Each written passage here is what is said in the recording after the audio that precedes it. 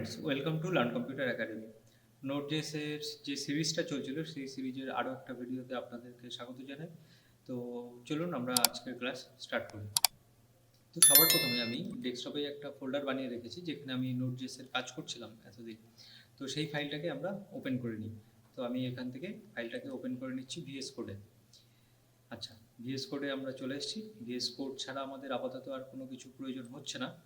তো আমি অলরেডি এই ক্লাসের জন্য একটা আমি নোট রেডি করেছি, সেই নোটটা নিয়ে আগে আমি একটু ডিসকাস করে নিচ্ছি, তাহলে আপনাদের ক্লাসটা বুঝতে সুবিধা হবে। তো আজকের যে বিষয়টা আমরা শিখবো সেটা হলো ফাইল মডিউল। ঠিক আছে, ফাইল মডিউল সম্পর্কে আমরা আজকে শিখবো যে ফাইল কী করে তৈরি করতে হয়, কী করে ডিলিট করতে হয়, বা ফাইলের ভিতরে ঢুকে কীভাবে লিখতে হয়। তো সেই বিষয়গুলো আমরা আজকে শিখবো। তো এছাড়াও ফাইল সম্পর্কিত যখন ফাইল নিয়ে আলোচনা করছি তো ডেফিনেটলি আমাদের কিন্তু এখানে ডিরেক্টরির কথা আসবে, মানে হলো ফোল্ডার।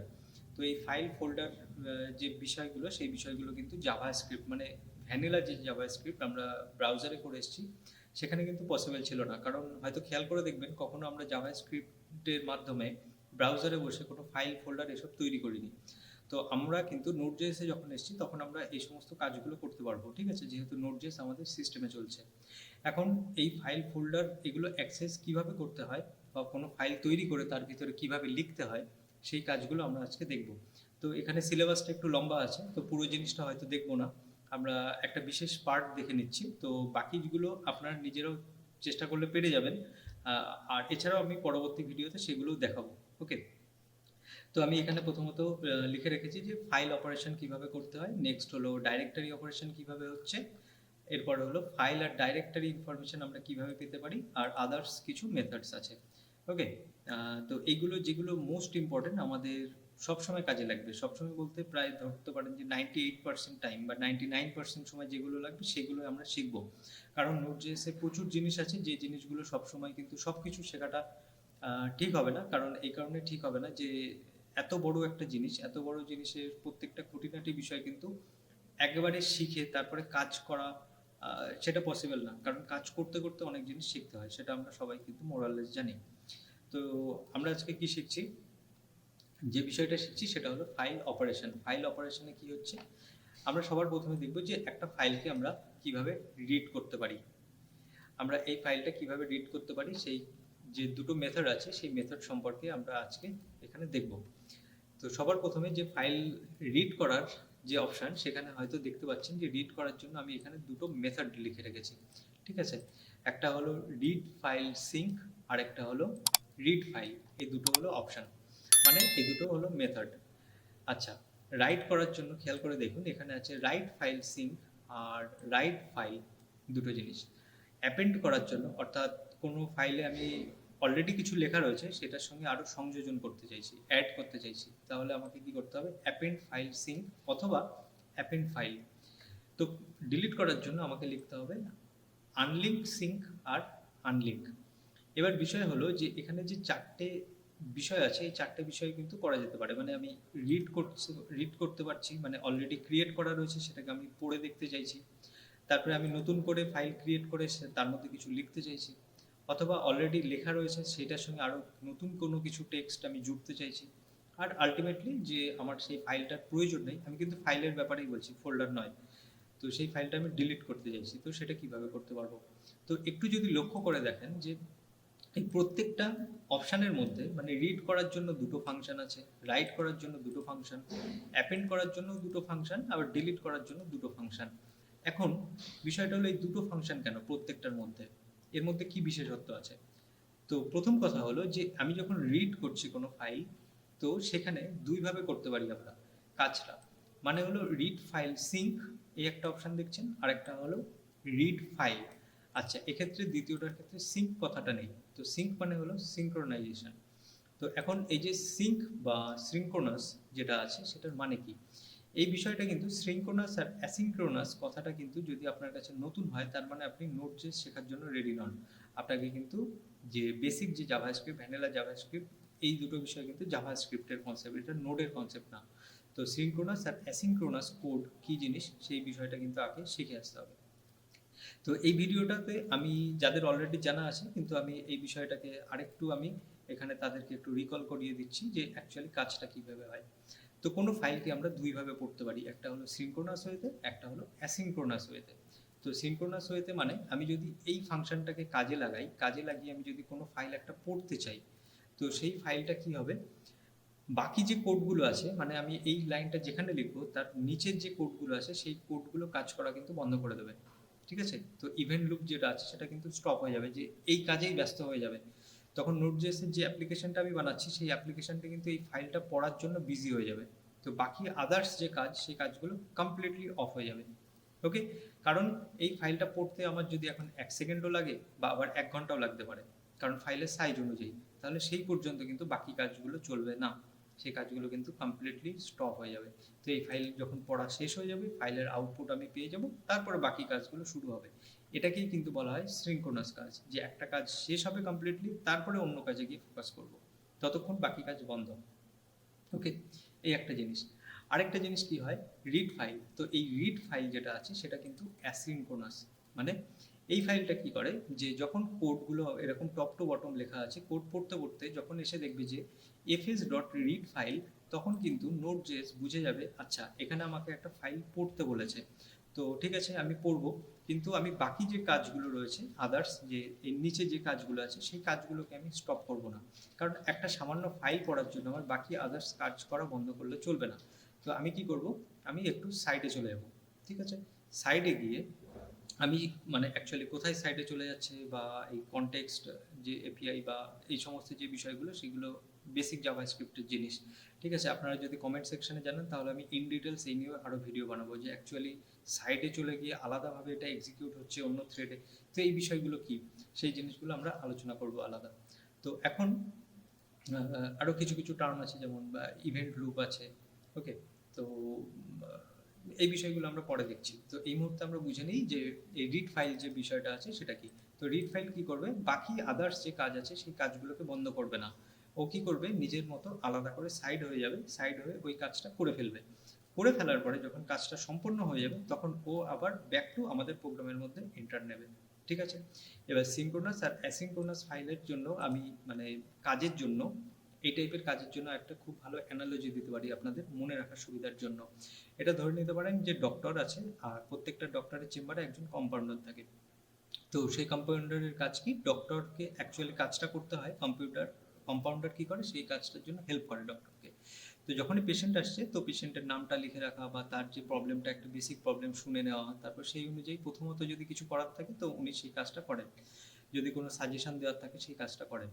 এবার দেখা যাচ্ছে যে কিছু পেশেন্ট এসে, তাদের বেসিক কিছু প্রবলেম আছে, তো কম্পাউন্ডার বলবে যে ঠিক আছে আপনি চলে যান ডক্টরের কাছে ডাইরেক্ট, তো সে নামটাম লিখিয়ে ডক্টরের কাছে পাঠিয়ে দেবে। তো বাকিরা এভাবে একে একে আসতে থাকবে। এবার দেখা যাচ্ছে কোনো একজন লোক এসছে, সেই লোকটা এসে তার যে প্রবলেমটা বলছে সেই প্রবলেমের জন্য দেখা যেতে পারে যে, হতে পারে যে ডক্টর আগের দিন তাকে বলেছিলেন যে আপনি কিন্তু এই এক্স-রেটা করিয়ে আনবেন বা এই টেস্টগুলো করিয়ে আনবেন, না হলে কিন্তু আমি আপনার ট্রিটমেন্টটা করতে পারবো না। তো কম্পাউন্ডার কি দেখবে যে আচ্ছা এই টেস্টটা তো করতে বলা ছিল, আপনি তো করেননি, এখন যদি আমি আপনাকে ওখানে পাঠাই তাহলে তো বাকিরা বসে থাকবে, তো আপনার টেস্ট কমপ্লিট হয়নি, আপনার কাজের জন্য যথেষ্ট বেশি সময় লাগবে, আপনার টেস্ট বা রিপোর্টের ওপরে ডিপেন্ড করে আদার্স কাজগুলো হবে, তো আপনার তো প্রচুর সময়ের প্রয়োজন। তো এই কাজটা ডক্টর নিজেও করবেন না, ডক্টর আপনাকে একটা অন্য একটা ক্লিনিকে পাঠাবেন যেখানে টেস্ট করানোর জন্য। আপনি একটা কাজ করুন, আপনি আগে চলে যান, ওই কাজটা করে আসুন, আর বাকিদেরকে আসতে দিন এখানে। তো বাকিরা তাদের প্রবলেমগুলো সলভ করে নিন, আপনার যখন রিপোর্ট হয়ে যাবে, যখন টেস্ট করা কমপ্লিট হয়ে যাবে, আপনি কি করবেন, ব্যাক টু আবার এখানে চলে আসবেন। ঠিক আছে, আপনি তখন যত নম্বর লাইনে ছিলেন সেখানে তো আর জায়গা পাবেন না, তো শেষে যত নম্বর চলছিল, যত নম্বর পেশেন্ট চলছিল, তারপরে এসে আপনি আবার লাইনে দাঁড়িয়ে পড়বেন। তারপরে আপনার রিপোর্টটা ওখানে দেখাবেন, যে ফলাফল যা হয় সেই অনুযায়ী ট্রিটমেন্ট হবে। তো সিনক্রোনাস আর অ্যাসিনক্রোনাস কাজটা এরকম, সিনক্রোনাস হলো পরপর চলতে থাকে, অ্যাসিনক্রোনাস হলো একটু সাইডের লাইনে গিয়ে দাঁড়িয়ে থাকে, সেখানে কাজটা সম্পূর্ণ করে, সম্পূর্ণ করার পরে আবার ব্যাক টু যে অরিজিনাল লাইনটা ছিল সেখানে চলে আসে। তো একই রকম আপনি ব্যাংকেরও এক্সাম্পল নিতে পারেন। এবার আপনি একটু নিজে বুদ্ধি খাটি, ব্যাংকের যে লাইনে আমরা দাঁড়াই সেখানের এক্সাম্পলটা নিজে নিজে ভেবে নেবেন, তাহলে সিনক্রোনাস আর অ্যাসিনক্রোনাস আশা করি ব্যাপারটা বুঝে যাবেন। আচ্ছা, এবার তাহলে আমরা কোডে জাম্প করি।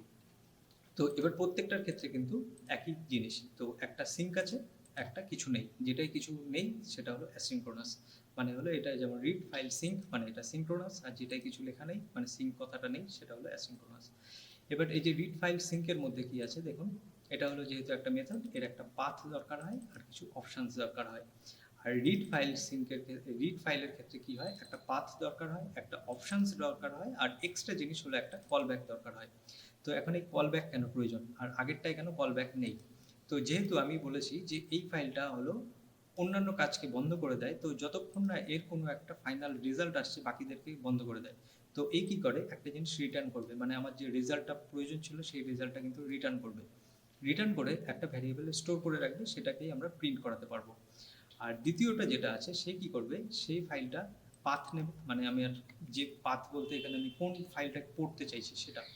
আর তারপরে একটা অপশান দিতে হবে, অপশানটা দেখে নেবো আমরা ওখানে গিয়ে, কোডে গিয়ে। আর কল ব্যাক ফাংশন থাকবে, কল ব্যাক ফাংশন কী করবে, এই কাজটা যখন সম্পূর্ণ হয়ে যাবে তখন এই কল ব্যাক ফাংশনের প্রয়োজন হবে। কল ব্যাক সেটাকেই বলে, কল ব্যাক হলো একটা ফাংশন। তো সেই ফাংশনের মধ্যে থেকে আমাকে ডেটা দেবে, আর যদি কোনো এরর থাকে এররটাও দেবে। তো সবার প্রথমে আমরা কি করব, এই এফএস রিড ফাইল যেটা আছে সেটা মানে অ্যাসিনক্রোনাসটা আগে দেখে নিই। তো চলুন স্টার্ট করি। তো সবার প্রথমে আমাদের প্রয়োজন কি হবে, প্রয়োজন হবে আমার এখানে একটা কনস্ট নামে একটা আমি ভ্যারিয়েবল নিলাম, মানে ভ্যারিয়েবলটা হবে এফএস। তো সেটাকে আমি কি প্রয়োজন, এফএস মানে হলো ফাইল সিস্টেম। তো রিকোয়ার করছি, রিকোয়ারের মধ্যে এসে আমার দরকার এফএস। তো আমি এটা ডাইরেক্ট কেন অ্যাক্সেস করতে পারলাম, কারণ নোড.জেএস এটা আমাদেরকে দিয়েছে, ফ্রিতে ইউজ করতে দিয়েছে, আমাদের আলাদা কোনো মডিউল ইনস্টল করার প্রয়োজন নেই। তো এটা আমি ডাইরেক্ট ইউজ করতে পারবো পাথের মতো। আচ্ছা, এবার এর উপরে দাঁড়িয়ে আমাকে কাজ করতে হবে। এবার থেকে আমার এই রাইটের যে পোর্শনটা এটার কোনো দরকার নেই, আমি শুধু এফএস লিখে বাকি কাজ করতে পারবো। তো আমার এখানে কি ছিল, আমার এখানে ছিল এফএস রিড ফাইল। তো আমি এই ফাংশনটাকে এখান থেকে কপি করে নিচ্ছি, কপি করে এখানে এসে লিখে দিলাম। তো সবার প্রথমে হলো পাথ। এই পাথটা কি, এই পাথটা হলো আমি যে ফাইলটা পড়তে চাইছি। তো আমি এতক্ষণ ধরে আপনাদেরকে এই ফাইলটা সম্পর্কে ডিসক্রিপশন দিচ্ছিলাম, এই যে readme.txt, এই ফাইলটা আমার এই ফোল্ডারের মধ্যেই রাখা আছে, ঠিক আছে, অন্য কোনো ড্রাইভে নেই, এই ড্রাইভেই আছে, রুটের মধ্যেই আছে। তো আমি একটা কাজ করতে পারি, এখানে কনস্ট লিখে ফাইল পাথ নামে নিয়ে নিতে পারি, আপনি যে কোনো নাম রাখতে পারেন। আর এখানে ফাইলের যে নামটা readme.txt, আর এটা রুটেই আছে সেই জন্য আমি // ইউজ করলাম, ব্যাস এটা হয়ে গেল আমার ফাইল পাথ। তা আমি এই ফাইলের উপরে যত এক্সপেরিমেন্ট করব, তো এই ফাইল পাথটাকে আমি এখান থেকে কপি করলাম, কপি করে এই পাথের মধ্যে এসে এখানে পেস্ট করে দিলাম, তাহলে আমার ফাইল পাথ চলে এলো। এবার এখানে অপশানস, এখানে অপশানসে আমি একটু পরে এক্সপ্লেন করব। আমি আপাতত একটা টেক্সট লিখে রাখছি, এখানে এখানে একটা স্ট্রিং লিখে রাখছি, UTF-8 এরকম কিছু একটা লিখে রাখলাম। আর এখানে দরকার হলো একটা কলব্যাক, কলব্যাক মানে হলো একটা কলব্যাক ফাংশন। তো আমি এখানে লিখছি ফাংশন, এখানে আমি একটা ফাংশন ডিসক্রিপশন দিয়ে দিলাম। এই ফাংশনের দুটো প্যারামিটার প্রয়োজন, ঠিক আছে, দুটো আর্গুমেন্ট নিচ্ছে, কি কি, একটা হলো এরর আর একটা হলো ডেটা, ঠিক আছে। তো আপনি এখানে যে কোনো নাম রাখতে পারেন। তো এরর দিলে কি বোঝা যাবে, যে এখান থেকে এরর রিসিভ করবো, আর ডেটা মানে যে ডেটাটা আমরা পাবো সেটা। তো সেই জন্য ERR আর ডেটা, আপনি যা খুশি নাম রাখতে পারেন। এবার আমাদের কি কাজ, কি করণীয়, আমরা চাইছি যদি এরর থেকে থাকে, মানে যদি কোনো এরর আসে, তাহলে আমরা সেটাকে কনসোলে পাঠাবো, ঠিক আছে। কনসোল করব, সাপোজ এরর occurred, এরকম কিছু একটা মেসেজ দিলাম, এখানে এররটা প্রিন্ট করিয়ে দিলাম, ওকে, এটা জাস্ট একটা স্পেশাল মেসেজ। আচ্ছা, যদি কোনো এরর না আসে তার মানে নিশ্চয়ই আমরা কোনো রেজাল্ট পেয়েছি। তো সেক্ষেত্রে আমরা console.log এখানে এসে ডেটা লিখে দিলাম, ওকে, এই ডেটাটা এখানে লিখে দিলাম যাতে আমরা ডেটাটা দেখতে পাই। এক্ষেত্রে আমরা কোথায় দেখতে পাবো, এই ক্ষেত্রে আমরা কিন্তু কনসোলে দেখতে পাবো। এখন কনসোলটা চালু করব কি করে, আচ্ছা, সবার প্রথমে আমাকে কি করতে হবে, এখান থেকে কন্ট্রোল ব্যাকটিক প্রেস করতে হবে, তাহলে আমার কিন্তু এরকম একটা কনসোল ওপেন হবে, অর্থাৎ টার্মিনাল ওপেন হবে। আর এই প্রত্যেকটা কাজ কিন্তু করার পরে অবশ্যই আমাকে সেভ করতে হবে। আমি যেহেতু ফাইলে গিয়ে এখানে অটো সেভ অপশানটা অন করে রেখেছি, সেই জন্য এটা কিন্তু অটোমেটিক সেভ হয়ে যাচ্ছে, আপনার ক্ষেত্রে নাও হতে পারে।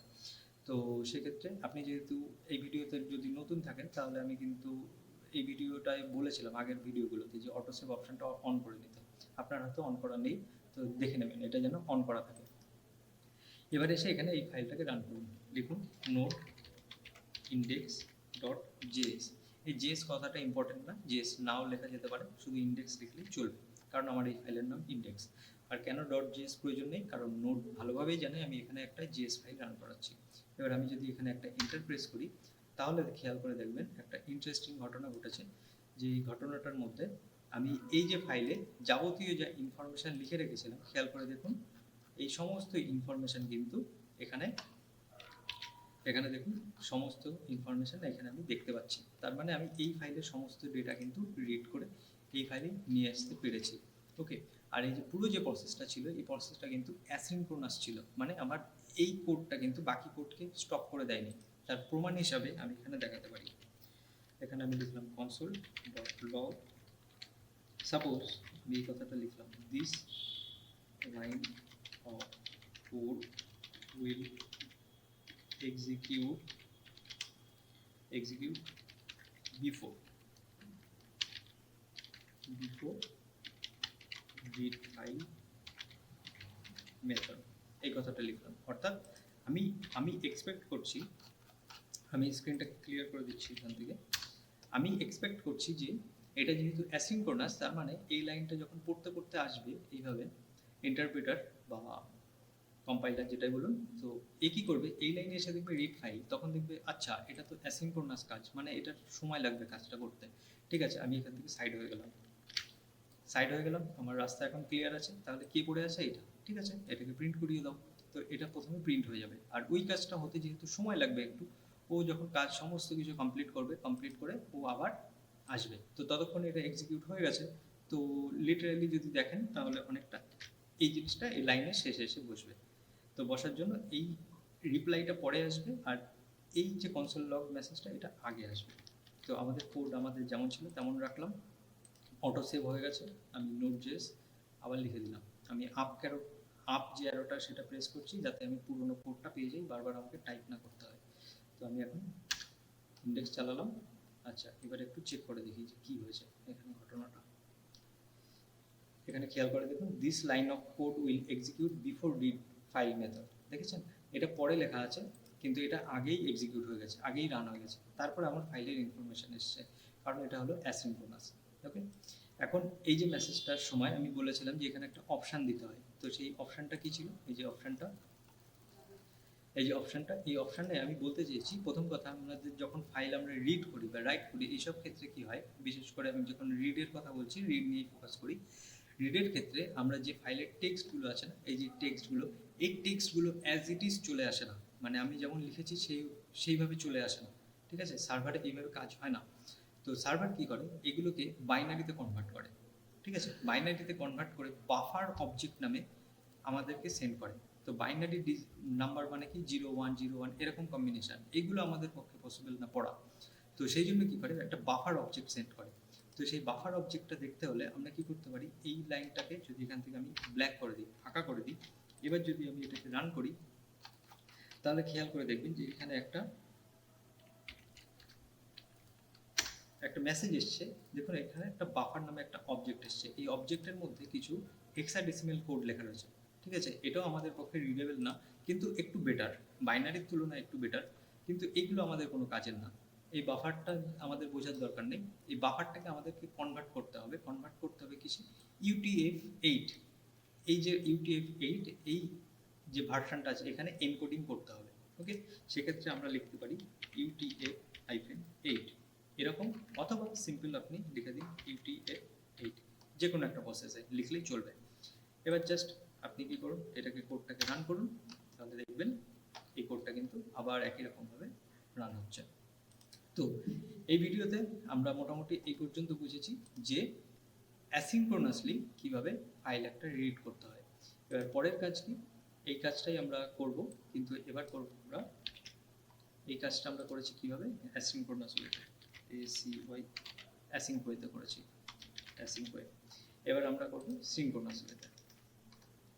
তো সিনক্রোনাস ওয়ের জন্য একই জিনিস, শুধু আমাদের কলব্যাক ফাংশনটা প্রয়োজন হবে না। ওকে, এটা হলো রিড ফাইল সিঙ্ক। তো সবার প্রথমে কি বলেছে, একটা পাথ, এখানে আমি একটা পাথ দিলাম। ওকে, আর এখানে অপশান দিতে হবে। তো এই অপশানটা কি, UTF-8 একই রকম আপনি ছোট হাতেরও লিখতে পারেন, কোনো অসুবিধা নেই। এবার এ কি করবে, একটা ডেটা আমাকে ফেরত দেবে। সেই ডেটাটা কি হবে, এটা একটা ডেটা রিটার্ন করছে। আর এক্ষেত্রে কিন্তু আমি কোনো কিছু রিটার্ন পাচ্ছি না, আমাকে কল ব্যাকের মাধ্যমে ধরতে হচ্ছে জিনিসটা। এটাকে আমি যদি এখন দেখতে চাই তাহলে আমি কিভাবে দেখবো, আর এটা হবে আফটার, মানে এই কোডটা আগে এক্সিকিউট হবে, এটা পরে হবে। কারণ এ কি করবে, সমস্ত কোডকে থামিয়ে দেবে, থামিয়ে দিয়ে আগেও কমপ্লিট হবে, তারপরে কাজ হবে। তো আমি এখানে বললাম কনসোল ডট লগ লিখে ডেটা, এটাকে রান করাচ্ছি।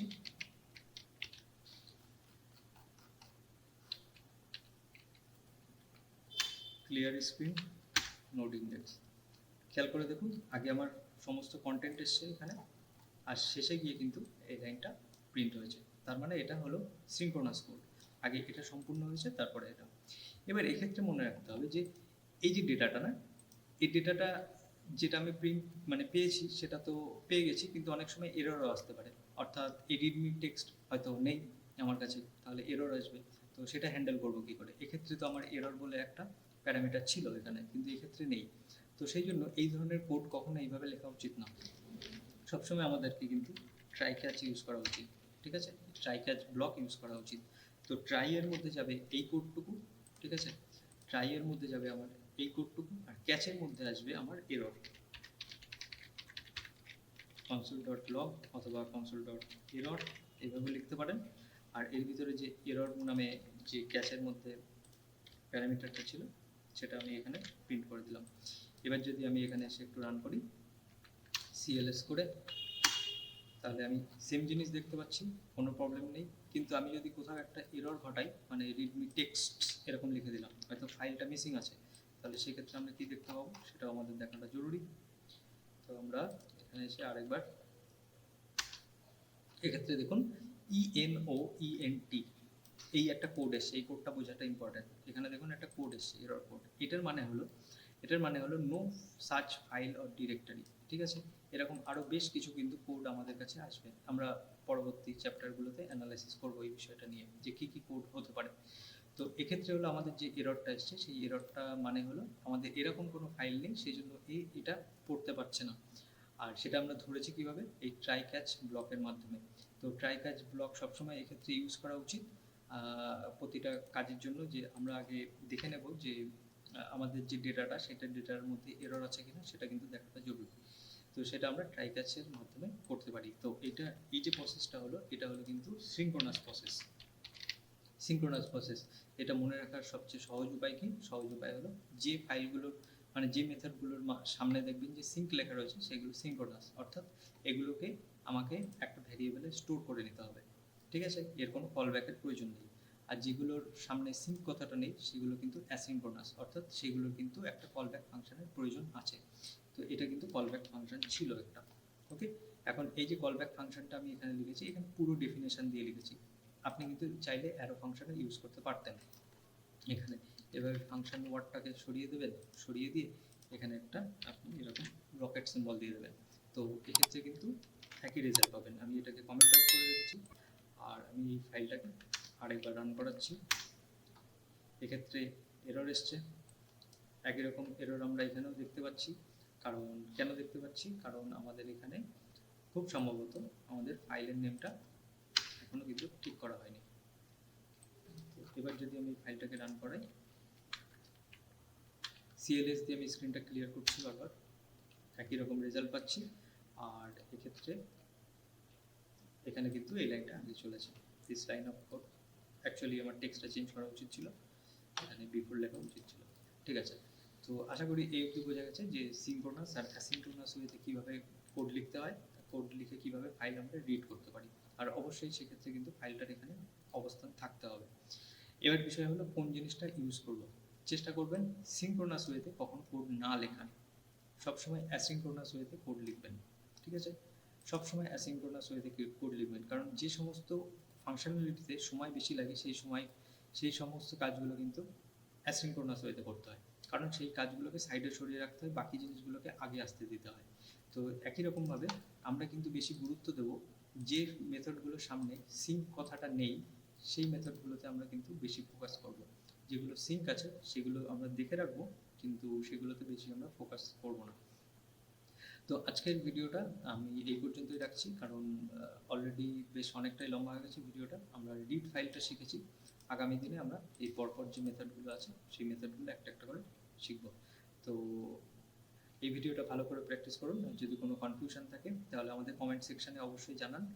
আর এখানে যে ধরনের এরর যেগুলো আছে সেগুলো নিজেরা একটু সার্চ করবেন যে কী কী এরর কোড হয়, কমেন্ট সেকশানে জানাবেন, তাহলে বুঝতে পারবো যে আপনি স্টাডি করছেন।